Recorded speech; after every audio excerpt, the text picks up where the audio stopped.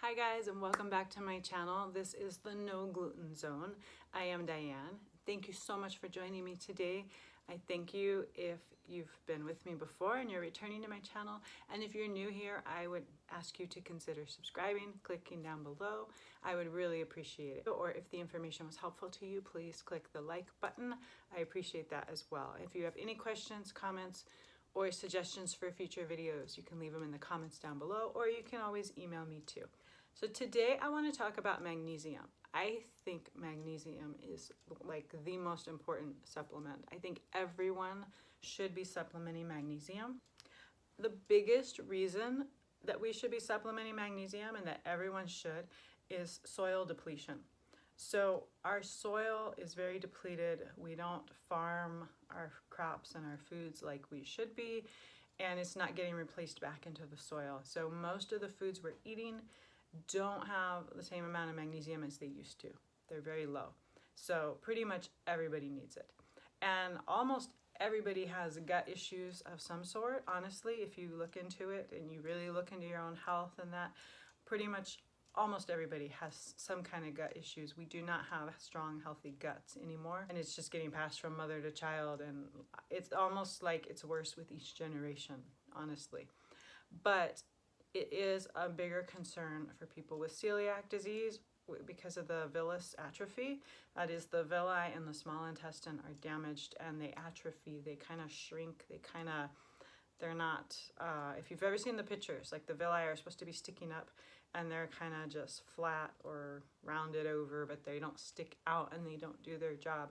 And the small intestine is where all the digestion and absorption is taking place. And so that's really, really important to have a healthy small intestine. And that's the area that gets so damaged and attacked with celiac disease. So pretty much anyone with a malabsorption issue of some sort is going to need magnesium, and probably lots of other stuff too, just like people with celiac disease. Again, the digestion and absorption are taking place in the small intestine. So any malabsorption issues in there, you are really gonna need magnesium. One other area that I'm aware of that you really need your magnesium, and you need lots of magnesium, is people who have been what they call floxed. This is fluoroquinolone toxicity. This is where you get permanent damage from the fluoroquinolone antibiotics. I have been through this myself. So if you want to see a video on that in the future, comment down below or email me, or you can also contact me on Instagram. That's another area, and that's an area where you need a good amount of magnesium every single day. So my needs for magnesium are really big because I have the fluoroquinolone toxicity and the celiac disease. And then just the food, the soil depletion issues and everything piled up, but I need magnesium a lot. So something to keep in mind is the quality of your magnesium. It is really important to take good quality magnesium. So many people try to take a magnesium supplement and they say, oh, it gave me diarrhea or, cramping and that kind of thing. And that's generally from low quality or poor quality magnesium. That's a sign that you need to get something better. So with a good quality magnesium, you're gonna have better results and less side effects and bad issues, and you're going to feel better. So I wrote down some symptoms here of low magnesium. Things, if you're asking yourself, do I really need it? Consider these things. These are like, there's lots of things that could show it, but these are like probably the most common. So it really affects your muscles. So any, twitching muscles or spasms or cramps, that's a good indication. Abnormal eye movements, which again could be a twitch or something like that. Convulsions, fatigue, muscle weakness or numbness, mental disorders, osteoporosis, high blood pressure, asthma, irregular heartbeats, especially ventricular arrhythmias, which are actually deadly. So if you've been to a doctor and they tell you it's a ventricular irregularity in your heartbeat, they're probably going to want to put you on medication because that's pretty serious. But know that you should take some magnesium and see if that will help you. You do want to use caution. It can lower your blood pressure, magnesium. One of the reasons you have high blood pressure could be because you're really low in magnesium. But if you are taking blood pressure medications, you want to proceed with caution when you take your magnesium, because it could drop your blood pressure too low with those pills already dropping it. So just be careful with that. So if you're concerned about taking too much, and how do I know if I'm taking too much, there are some signs for that too. Nausea, vomiting, neurological impairment, and abnormally low blood pressure, flushing, headaches are probably the most common signs that you've had too much magnesium. I've taken a lot of magnesium, and honestly, I have not had any of those symptoms. I give my son, who also has celiac disease, he has not been floxed like I have, but he does have celiac disease, and I do give him a magnesium supplement, a pretty good dose for his age and size. But we recently did a nutritional deficiency testing, myself and my husband and our son, and he still showed low in magnesium, but he also showed low in vitamin B6. And if you don't have enough B6, you can't use the magnesium. So keep that in mind. You might want to add on a B6 or a B complex. Just be cautious with folic acid in B complexes. I can talk about that in another video in the future. I'm planning to. My favorite B complex is called B- from a company called Seeking Health. It doesn't have the folate or the folic acid, and it also doesn't have your B12. So those two you would need to do outside of it. Folate is really good, or folinic acid is what I give my son, because we don't do well with methylated vitamin. And then for B12, cyanocobalamin is typically the one that's out there, and it's really not very good quality. If you can do methylated, methylcobalamin's great. We take adenocobalamin, and there's also a hydroxycobalamin. But we get our adenocobalamin from Seeking Health. Again, it's a company I really, really like. So I recommend those. So that's something to consider. If you have questions about that, you can email me. We have, my husband and myself and our son, we do have MTHFR mutations. So that goes along with that. And I'll probably do a video on that in the future, just like fluoroquinolone toxicity. So, but if those are videos you want to see, let me know. Or if you have questions about that stuff, let me know. Okay. So something to keep in mind is you want to take zinc and calcium separately from your magnesium. It can interfere, and I do take those as well. So, and I'm starting to take my magnesium at night. I like to take all my stuff in the morning, and then the stuff that needs to be separated I take with lunch, and then I'm done. I don't have to keep worrying about taking all this bunch of stuff. I'm good with like a once a day thing. I'm really good. Any more than that, I start forgetting. So what I did was I bought these little 2-ounce like Souffle cups with the lids that go on Amazon, and they came in a pack of 200. So I've got a lot of them, and I usually just reuse them day after day. But I thought they would be really great when we go traveling too in our motorhome. I'll just, instead of bringing all these bottles of supplements, because I take a lot of stuff, I can just pack those up and label them with the day for myself and our son. And that would be a great way to do it, I thought. But I also have my breakfast one, and then I've got my lunch one. And I'm just starting to move my magnesium to the evening. I'll probably put it in a little one and leave it there on the table to remind me, because otherwise I'm going to forget. I'm really worried that I'm going to be forgetting it. But they say magnesium really helps you relax. And so I'm kind of wondering if that could be contributing to fatigue, because I do struggle with fatigue. So if that's an issue for you, you might want to consider, or if you have trouble sleeping, you might want to consider moving your magnesium to the evening. It will help you sleep, and it won't let you be so like fatigued or relaxed during the day, perhaps. Now my son has ADHD, so I give him his magnesium in the morning. I am considering maybe trying it out, splitting the dose, half in the morning and half at night, to see if it helps him sleep better too. He just struggles to fall asleep, but once he's asleep, he does sleep pretty good.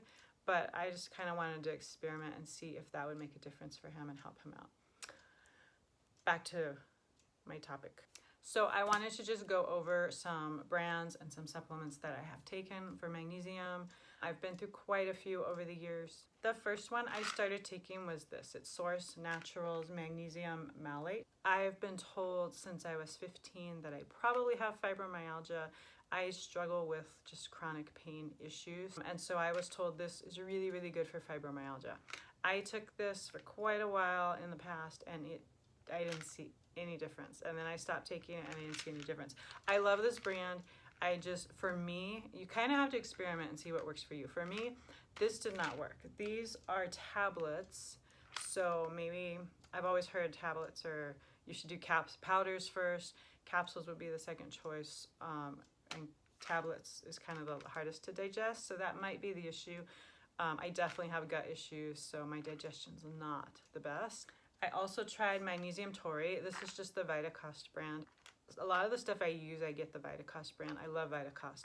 Between Vitacost and Amazon, I buy like half of our grocery stuff there, and it's just so easy. It makes life so great. I didn't see any benefit from this. This was sometime in the past that I was taking this. It's supposed to also help the heart. It has taurine in it. But the magnesium malate has malic acid, by the way. And then this one has taurine. I didn't see any benefit from taking this. And these are, again, tablets.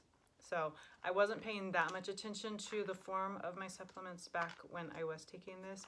So tablets is probably not a very good choice. Try to find capsules. And then back around that time, my mother was diagnosed with atrial fibrillation, and she was told to take magnesium to help with that. She also developed some ventricular arrhythmias, so magnesium is really good for that. And I was telling her to get magnesium taurate. I got her some. I actually got her a different brand than the Vitacost. I don't remember what brand it was, but it gave her diarrhea, and she said she couldn't take it. And since then, I've learned that that probably means it's a lower quality. It's not a really good quality magnesium. But she found this product. It's Vital Biologics Heart Calm. And I thought the ingredients looked really, really good. And I do have a heart murmur and some heart issues. So I thought I need magnesium anyways. And this is like set up like it's for the heart. It has, I don't have my reading glasses, sorry. It has magnesium taurate, glycinate, and malate in here. And then it has some potassium, which is really good for the heart and for people with atrial fibrillation. And then it has more taurine and coenzyme Q10. I think that was the biggest issue for me. I just cannot tolerate CoQ10. Everybody says it's so important and it's so great, and I don't know what the issue is, but it does not agree with me. So I couldn't take, the dose here is 3 capsules? I think it says 3. I'm sorry, I didn't bring my reading glasses over here. So I was only taking 1, and then I was barely handling that. So I wasn't getting my full dose of magnesium. As great as this product is, if it works for you, that's great. It has really clean ingredients. It looks like a great product. Didn't work for me. So I kind of was back and forth on this magnesium thing for a long time. And then I had kind of stopped and given up. And then I learned about taking powders. So I mentioned Seeking Health brand before, and I found this was actually, I got this originally for my son because he can't swallow pills yet. And it's a powder. So, and I didn't really think it through that like powders are the best. They're usually the most pure too. They don't have like fillers and binders added like capsules and tablets do. So I got this for my son, and I was like, this is humongous. It's gonna last forever. So the first one we bought, he was just using it, and it did last forever. And then eventually I started trying it out. This is magnesium glycinate, which I was trying to find it in capsules because my son takes a lot of things that are capsules, and he just opens them onto a spoon and takes them and chases it down with some juice or water or something. Couldn't find this magnesium glycinate in capsules, so I ended up getting this powder. And then later on I started using it too, and this is my favorite. I love it. It's more money than some other brands, but it is so worth it. It is good quality, does not upset our tummies or give us diarrhea or anything. And I really see a difference in my chronic pain issues and my overall health when I use this. At one point, I saw this one here. It is also magnesium glycinate powder on Vitacost, and it was like 1/3 of the cost of the Seeking Health one. And it's like the same size, I think. No, this is 8 ounces, and this is 10.58 ounces. So it's a little bit big, but it was like 1/3 of the cost. And I thought, you know what, I'm gonna save some money and just use this instead. And this was horrible. I'm really sorry to say. We had horrible diarrhea, and it tastes so awful. it tastes like, I don't know, like chemicals or something. It was really, really bad. I do not recommend this. Maybe it works for some people because they're still in business, they're still selling this. I don't know. This was just really, really bad. So I definitely went back to this brand, and I really, really recommend this brand. If magnesium glycinate is what you're looking for, or you're new to it, I would just say just try this. This is really, really good stuff, and it's really, really helped us and been great. We've had no issues with it. So sometimes, you know, paying a little more is totally worth it when it's your health, especially when it's your health. So one more thing, if you're finding you're having problems with magnesium and you're needing more and you're not able to tolerate it, another option is magnesium oil. This is used by a lot of people who have fluoroquinolone toxicity because those people need much higher doses of magnesium, and it's hard to get that by mouth without upsetting your tummy. So if you find yourself in that situation, or if you're just having trouble taking it orally and you want another option, a good option is magnesium oil. I really like the Life Flow Pure Magnesium Oil. I get it from Vitacost, but I'm sure there's other places you can get it. The only thing is, it's a spray. It's not aerosol, but it's a pump spray. And I find it to be very messy and wasteful because it's like, I typically do my legs, but it's spraying off, and I feel like I'm wasting some of it, and I don't want to waste, and I don't want to make a mess. So I put it, this is a 30 milliliter or 1 ounce roller bottle, like for essential oils, really. So I put it in this, and then I roll it onto my legs, kind of like a roll-on deodorant, right? And I find that to be better because it's less mess and less waste, and it works really great. So that's my suggestion if you're finding yourself in that situation.